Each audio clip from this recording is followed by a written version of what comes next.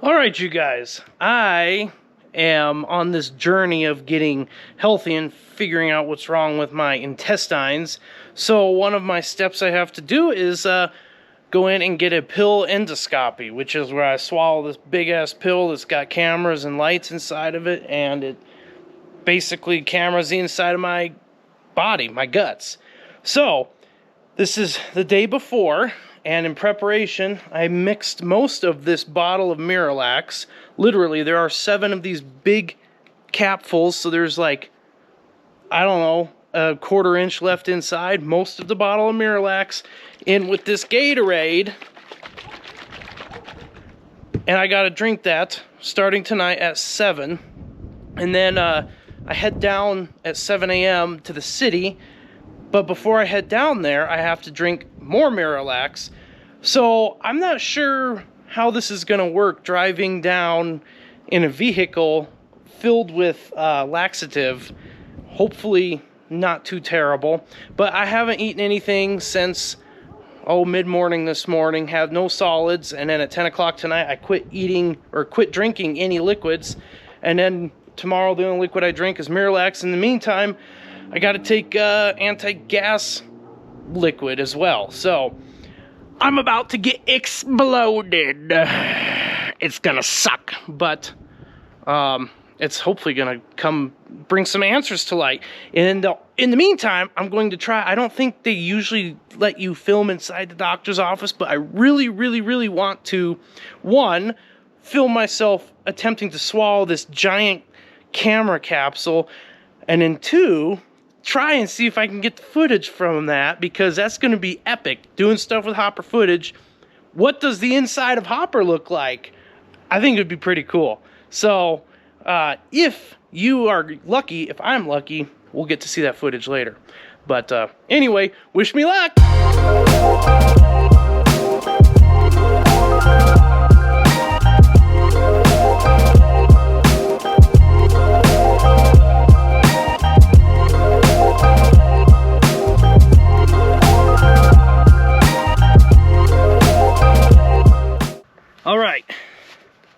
I'm headed down to training with a gut full of Miralax. This should be exciting. I have yet to find a good GoPro mount that is not susceptible to the bounces of the motorcycle. Something that holds my camera steady, doesn't go all out of whack while I'm driving.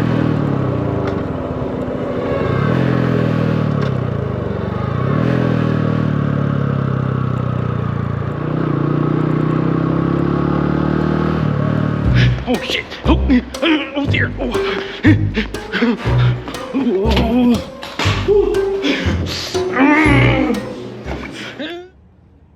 The big, oh boy.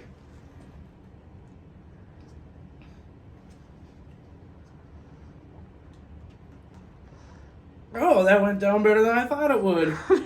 Alright, I just got out of the doctor's office, back to my truck. There is literally, in the most literal sense of the word, a robot inside of me. I am pregnant with a robot.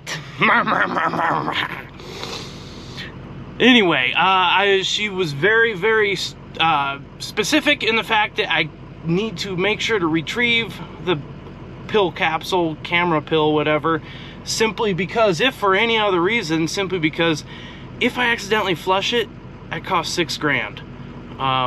So I got to make sure that I do a good job of finding it when it's time to find it. Anyway, it went down smoother than I was expecting, so that's always good. Now I'm gonna head back up to the high country. Well, I guess I don't need that anymore. Whoop. It came out. Well, thus ends the long saga of the cybernetic organism inside of my body. The little, you see that all right? My little friend. Here. Hopefully that focuses for you. Don't worry. It's washed and sanitized. But this has been through my body. and taken some video of my small intestine. All right, today we're playing with my TENS unit. Got it on my forearm here. I'm going to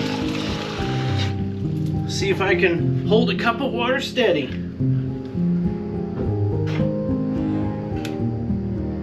All right.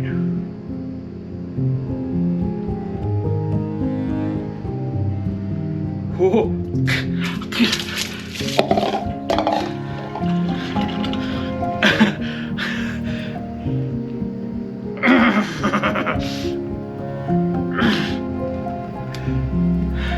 That's some good, clean family fun right there, kids. All right, I got my bicep this time.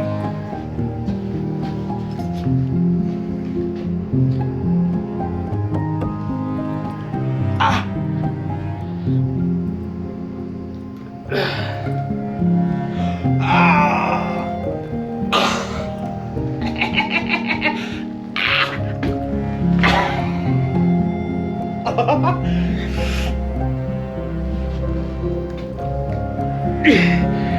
Oh my gosh. Woo. See, that's the fun. You turn it all the way up to high on here and see how long it goes.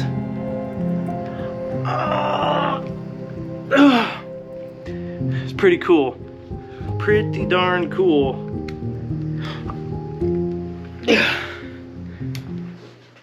Happy Earth Day to you all. Let's talk about the Earth and sustainability for a moment, shall we?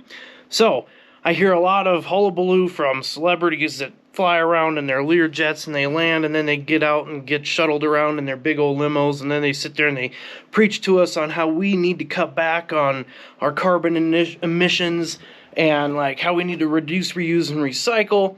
And in the meantime, fuel prices are going through the roof and vehicles are now being manufactured with a bent towards fuel economy instead of longevity. So we get these new cars that get great fuel economy, but then they don't last very long. They break and they fall apart, and so then you got to junk it. So we got this like topsy-turvy feel-good stuff going on in the world, and we could talk about that for a while, but I digress. Let's talk about what Hopper's doing for Earth Day. So I work at a wastewater treatment facility, and take a look at this.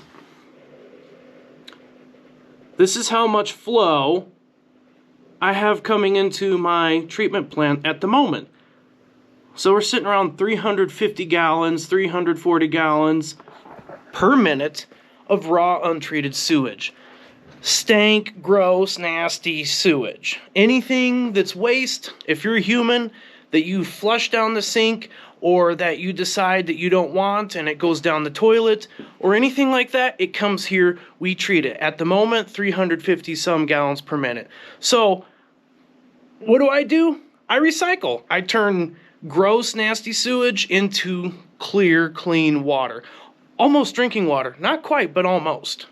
So let's go check out the process. All right, step one in the treatment process. All of the sewage from the town of Granby, River Run, the South Service area, which is Grand Elk, Winter Sage, all that stuff over south of the river, in at Silver Creek, the Granby Ranch ski area, all of that stuff, City Market, flows to under the river, comes into a big trunk line and down here to the sewer plant. Everything for Granby and the surrounding area, all the sewage, all the nasties, all the pollution that you might think that you could put down a drain somewhere, whatever that possibly may be, it all comes down here and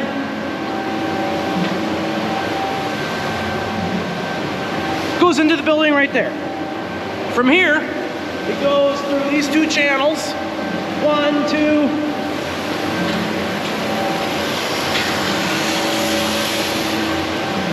These are called fine screens. So all of the inorganics, the stuff that the biology is not going to be able to break down, the chunks, the large pieces of trash, the feminine products, whatever else gets flushed down that biology can't break down, it hits these fine screens first. And then it goes on past.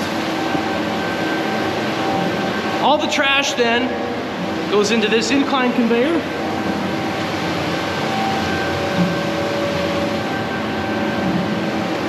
and goes up to the dumpster.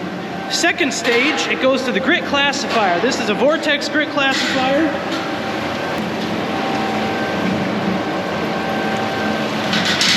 And basically what this does is we have a vortex formed by big paddles under the water, and that vortex forces all the heavy particles like coffee grounds, eggshells, gravel, stuff like that. Once again, biology can't break it down, so that all gets settled to the bottom, and from there, gets pumped upstairs into the grit classifier from that grit pumping station. Now, this whole process is very closely monitored by the state of Colorado, the Health Department, Colorado Department of Public Health and Environment, CDPHE, WQCD, Water Quality Control Division. That is our influent auto sampler, and that's where we figure out what's coming into the plant, and then we can make adjustments from there. It's one of our big influent pumps. It's a spare. It sits up here instead of down in the water, so if something breaks down inside the pump pit, we've got a spare ready to go. All right, from the headworks where we were just at, everything gets pumped underground through big force mains over here to control pit 1, which is what I'm standing on top of right here. This splits the flow between the 4 treatment trains and also allows what's called RAS, or return activated sludge, to be mixed with the new incoming sewage, the influent. Okay, so what that RAS is doing is giving these hungry bugs that have been sitting in the clarifier, introducing them to the influent, the new fresh incoming sewage, and basically you're inviting the biology to a giant smorgasbord of a feast. So everybody's happy. From control structure number 1, we get split to the 2 treatment trains. Now, the treatment trains are big underground tanks that are 2/3 down here aerated and 1/3 unaerated. So this is the anoxic zone. So the anoxic zone that we're standing on top of has a big underwater mixer inside of it. It mixes the recycled activated sludge, recycled because there's a big pump at that end of the train, and moves it all up to this end. It goes in a big recycle loop. Also, there's fresh food coming in the form of influent or fresh untreated sewage. That's a carbon source, a food source. That drops into the anoxic zone, gives bugs something to eat. Stuff happens over here, and then it goes, gravity flows out of the anoxic zone into the aeration basin.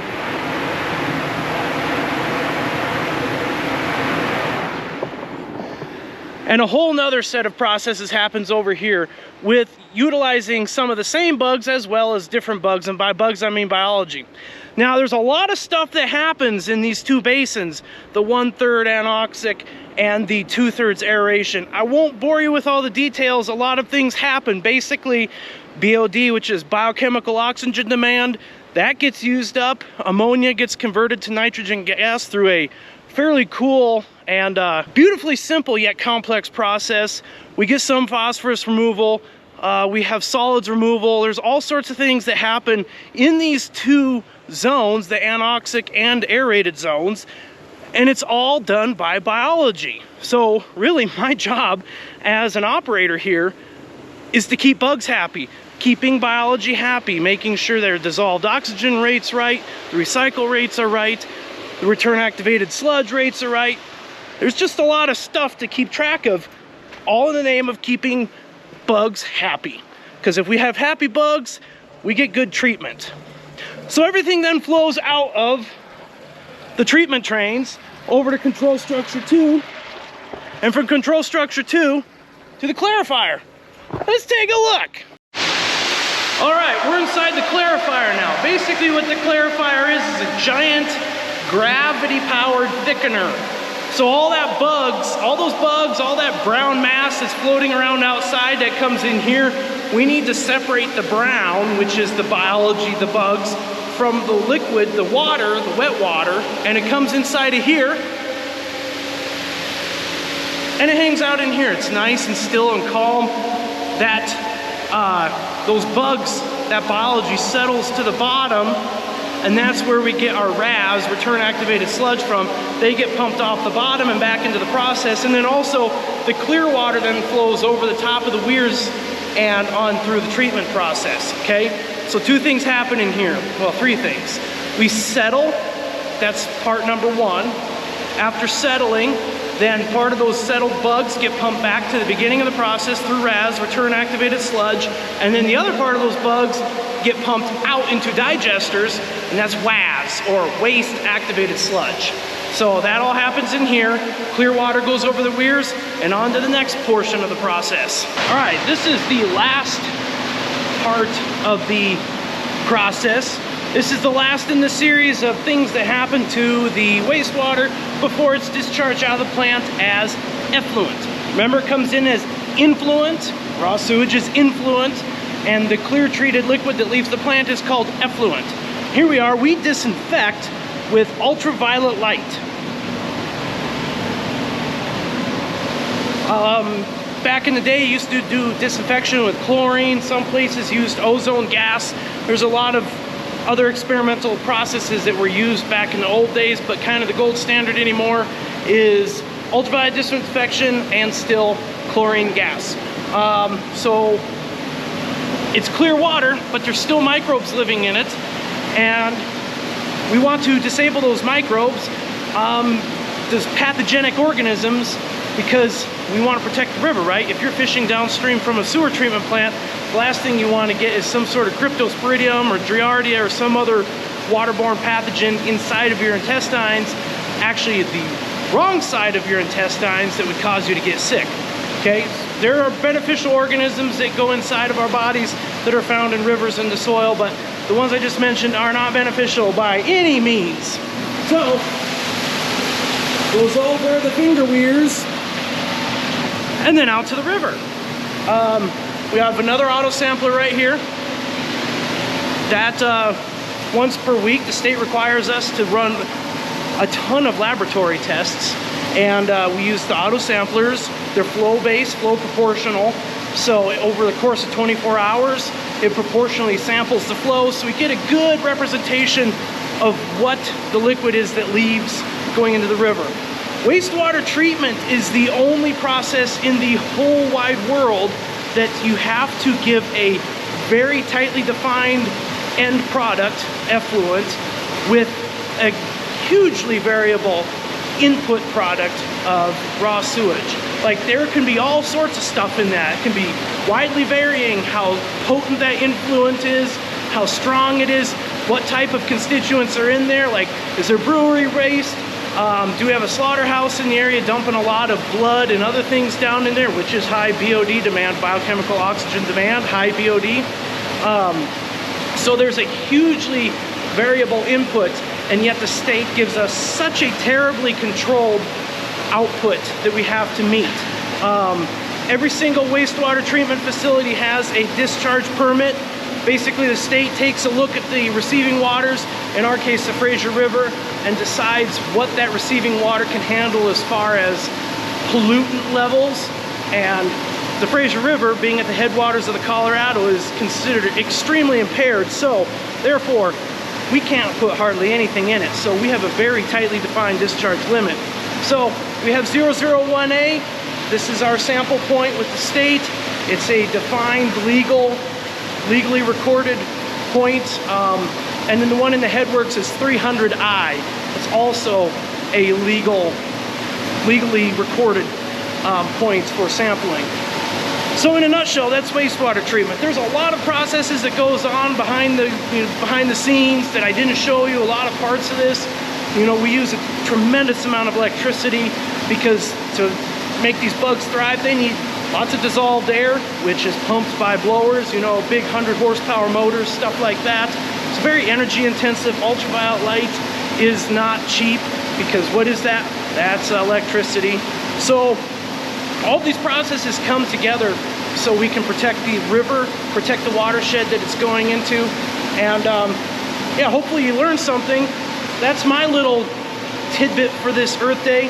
What I like to tell people is, you know, people are always telling me, Hopper, you need to recycle. Hopper, you need to do this. I'm like, listen, guys, I recycle more in a day than you probably do in your entire life. true the nature of my work. So that's wastewater treatment. Well, thanks for watching this special Earth Day episode of Doing Stuff with Hopper. We got a cool episode coming up next week, so I hope you will tune in for that one. Until next time, I will see you around like a donut.